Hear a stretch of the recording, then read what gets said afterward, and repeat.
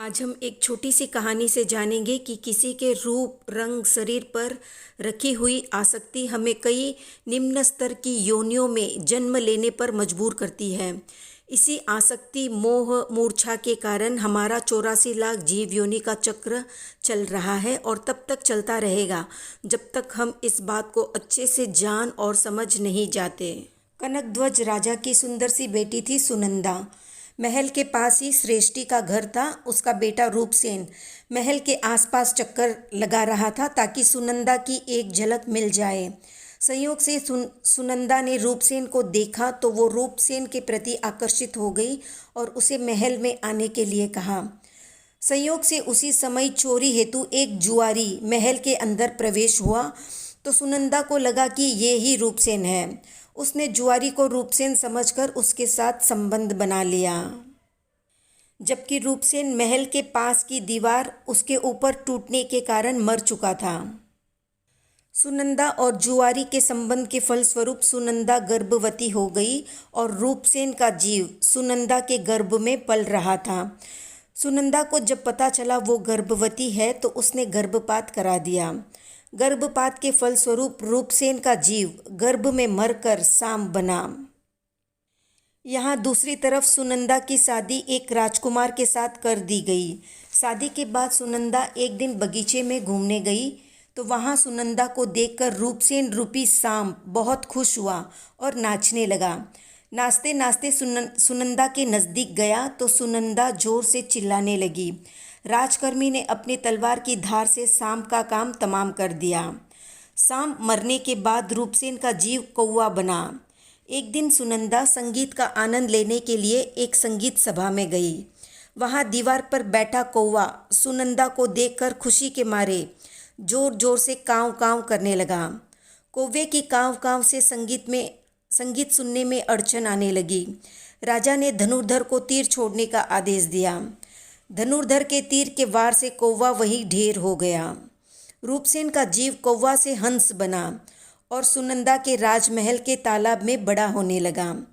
एक दिन तालाब में स्नान हेतु सुनंदा को आते देखा तो रूपसेन रूपी हंस खुशी से उछल उठा और सुनंदा के शरीर पर बार बार गिरने लगा।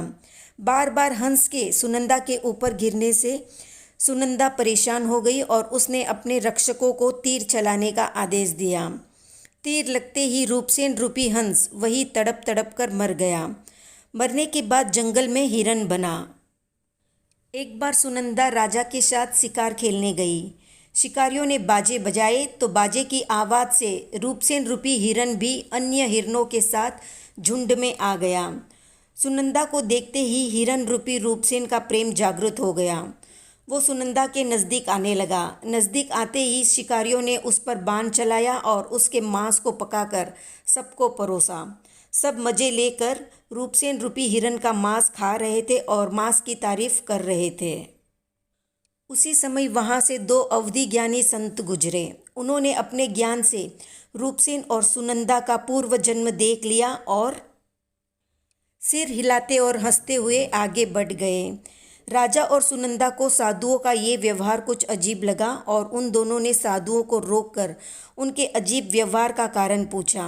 साधुओं ने रूपसेन और सुनंदा का अतीत बता दिया और रूपसेन के इतने भवों के बारे में भी बता दिया।